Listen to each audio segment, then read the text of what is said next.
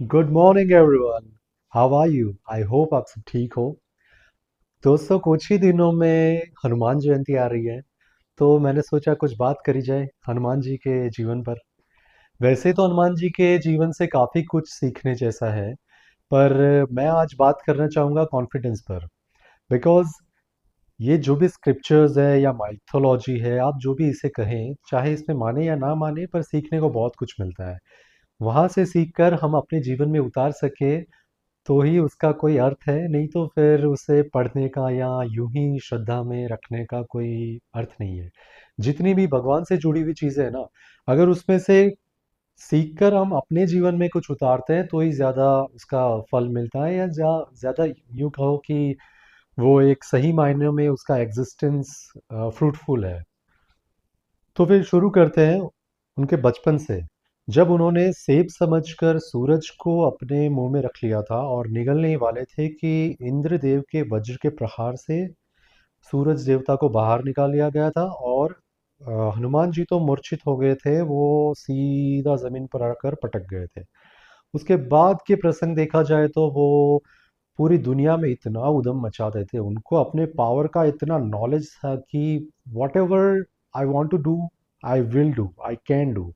तो आत्मविश्वास से वो हर चीज़ कर देते थे, और उसकी वजह से काफ़ी सारा नुकसान भी होता था, जिसकी वजह से ऋषि मुनियों ने उनको श्राप दिया था कि तुम्हें तुम्हारी सारी शक्तियों का जो एक अवेयरनेस है ना, वो चला जाएगा, तुम उसे याद नहीं रख पाओगे।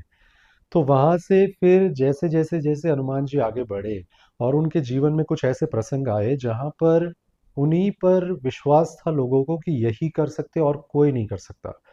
तब जैसे कि जामवंत जी उन्हें याद दिलाते हैं, जब सीता माँ को ढूंढने के लिए एक जगह से दरिया का जो एक छोर है वहां से छलांग लगाकर उड़कर जाना है लंका के पास, और देखना है कि सीता माँ कहाँ है, किस हालत में है, ताकि सारी सेना बाद में आ सके।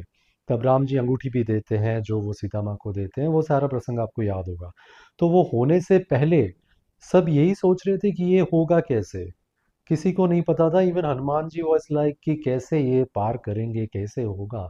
जब सबने उनकी तरफ देखा, खासकर जामवंत जी ने, तब वो कहते हैं कि भाई साहब मेरी तरफ मत देखो, मुझे मत फंसाओ इसमें, मैं कैसे कर सकता हूँ, इसका तो कोई और चोर ही नहीं है। जैसे डायलॉग्स आपने शायद आदि पुरुष में देखा होगा, तो वो किसी भी सीरियल में या मूवी में आपको दिख जाएगा। तो वहां से जामवंत जी उन्हें याद दिलाते कि कैसे तुम ये कर सकते हो, सिर्फ और सिर्फ तुम कर सकते हो। फिर उन्हें याद दिलाते हैं कि तुम्हारी क्या क्या कैपेबिलिटीज़ है, तुम्हें क्या क्या शक्तियाँ मिली हुई है, तुम क्या कर सकते हो, तुम्हारा विल पावर कितना स्ट्रांग है। तो यही वो चीज़ है जो मोटिवेशन हम कहते हैं। हमें हमारे जीवन में बहुत सारा मोटिवेशन दिया जाता है कि यू कैन डू, चाहे आप में वो कैपेबिलिटीज़ है या नहीं है, लेकिन मोटिवेट लोग करते हैं हमें। पर अगर आपके अंदर वो कैपेबिलिटीज है ना, तो वो आप कर जाओगे। इसके ऊपर मैं आऊंगा, पहले ये थोड़े प्रसंग पर बात कर लेते हैं।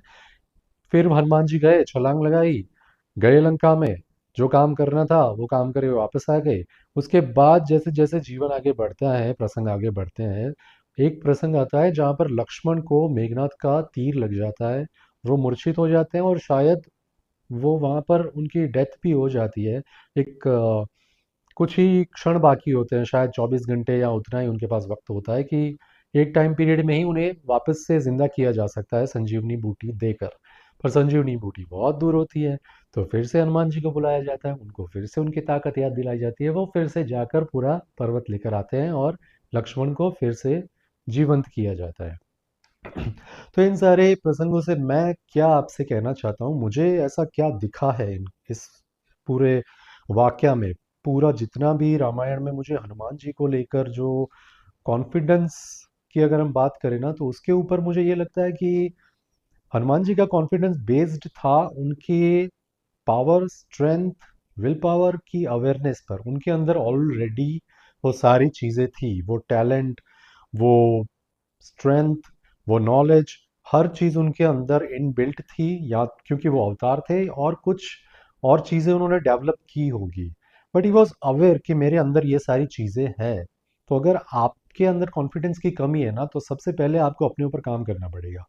सिर्फ कॉन्फिडेंस ऐसे सीना तान के हम आ जाए तो और काम करने लग जाए तो कुछ होता नहीं है उससे। सिर्फ you look confident, you feel confident, but when you apply, when you actively start doing that walk, वहाँ आप फेल हो जाते हो। और वहीं से फिर लूप बन जाता है, आपको लगता है कि मेरे में कॉन्फिडेंस नहीं है, मुझे कॉन्फिडेंस के लिए कुछ करना पड़ेगा, या तो कोई इसकी एक्सरसाइजेज होंगी, कुछ प्रैक्टिसेस होंगी, बट ऐसा कुछ भी नहीं है। कॉन्फिडेंस आपकी स्किल पर, आपके नॉलेज पर, आपकी डिग्री पर, जो भी वक्त आपने बिताया अपनी ज़िंदगी में, उसके ऊपर होता है। चाहे आप एग्ज़ाम देने जा रहे हो और आप कॉन्फिडेंट नहीं हो, और आप मोटिवेशनल वीडियोस देख लोगे, तो क्या होगा कि आप चार्ज अप हो जाओगे, आप अलर्ट हो जाओगे, okay I am confident, I can do it, मैं पेपर लिखूंगा तो ठीक हो जाएगा, बट नहीं होता है। वैसा ही सेम जॉब्स में होता है, किसी भी प्रोफेशन में आप जाओगे ना, कहीं पर भी, इवन पब्लिक स्पीकिंग होता है, स्टेज पर जाकर बोलना होता है, या कुछ लोगों के बीच में बोलना होता है, या कोई ऐसी सिचुएशन होती है जैसे मार्केट में आप हो, कहीं पब्लिक प्लेस में हो, आपको लीड करना है या आपका इन्वॉल्वमेंट बहुत ज़रूरी है, वहाँ पर आप बहुत ही ऐसे यूं कह लो कि लूज़र साबित होंगे, या फिर कंप्लीटली फेल हो जाओगे, वहाँ पर आप किसी काम के नहीं रहोगे। तो इसमें कॉन्फिडेंस ऐसे नहीं होता कि मुझे बाहर से मिल जाए कोई चीज़, बाहर से मैं कोई ऐसी बनावट कर लूँ जिससे मैं कॉन्फिडेंट लगूँ। तो कॉन्फिडेंट लगने से कुछ नहीं होता है, आपको अपने ऊपर काम करना है। जितना अपने ऊपर काम करोगे, जितना आपको पता है कि ये काम करना है, ये मेरे सामने सिचुएशन है, आई तो know it, I can do it. Hanuman ji कैसे कर गए वो सब? क्योंकि जामवंत जी ने बार बार उनको याद दिलाया कि तुम ये क्यों कर सकते हो, उनको रीजन दिया कि तुम्हारे अंदर हमें ट्रस्ट क्यों है, because you have all those powers. तुम अभी के लिए डर रहे हो, पर तुम्हारे अंदर वो सारी शक्तियां हैं, और वाकई में थी। उन्हें सिर्फ शब्दों से मोटिवेट नहीं किया गया था, okay you can do it, you can do it, ऐसा नहीं था। उनके अंदर वो कैपेबिलिटीज थी, that's why they all trusted him. तो आपके अंदर अगर वो नॉलेज, स्किल, एक्सपीरियंस आ जाएगा वो काम करने का, तो कॉन्फिडेंस अपने आप आएगा। Confidence just a word when it comes to prove something, when it comes to get things done. Okay. और उसके बाद मैं कॉन्फिडेंस को लेकर एक चीज़ और समझता हूँ, खास करके हनुमान जी के जीवन से, कि आपका कॉन्फिडेंस बेस्ड है आपकी नॉलेज और एक्सपीरियंस पे। और दूसरा ये कि उसका यूज़ क्या है, क्या आप उसको अपने पर्सनल बेनिफिट के लिए यूज़ कर रहे हो, कि मैं कॉन्फिडेंट बहुत हूँ, मेरे में पावर्स बहुत है, तो मैं उसे सिर्फ अपने बेटरमेंट के लिए यूज़ करूँगा, अपने फ़ायदे के लिए यूज़ करूँगा। ऐसा हनुमान जी ने नहीं किया, ऐसा किया तो सिर्फ रावण ने। रावण बहुत कॉन्फिडेंट था, उसको अपनी सारी शक्तियों का ज्ञान था, तो उसका सारा कॉन्फिडेंस का जो एक अपनी पावर्स का जो कॉन्फिडेंस था ना, उसने अपने लिए यूज़ किया कि मुझे क्या क्या लाभ होंगे, मैं कितना बड़ा बन जाऊं, मैं जो भी चाहता हूँ वो कैसे प्राप्त कर लूँ, मैं मेरा मेरा मेरा मेरा क्या फायदा, यही देखा उन्होंने। तो अगर आप कॉन्फिडेंस इसलिए ले रहे हो, तो मुझे लगता है कि आप एक अच्छे ह्यूमन बीइंग नहीं बन पाओगे।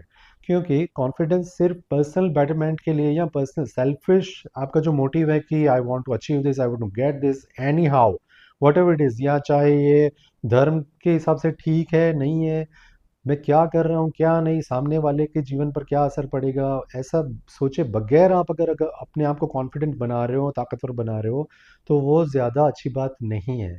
हनुमान जी का जो भी कार्य था, जो भी उन्हें कॉन्फिडेंस में किया, वो हमेशा दूसरों के लिए था, हमेशा समाज के लिए था। चाहे वो यहाँ से कूद के लंका जाना हो, वहाँ पर सीता माँ को सांत्वना देना हो कि हम आ रहे हैं, राघव आ रहे हैं और आपको बचा लिया जाएगा, तो एक वो भी उन्होंने दूसरे के लिए किया।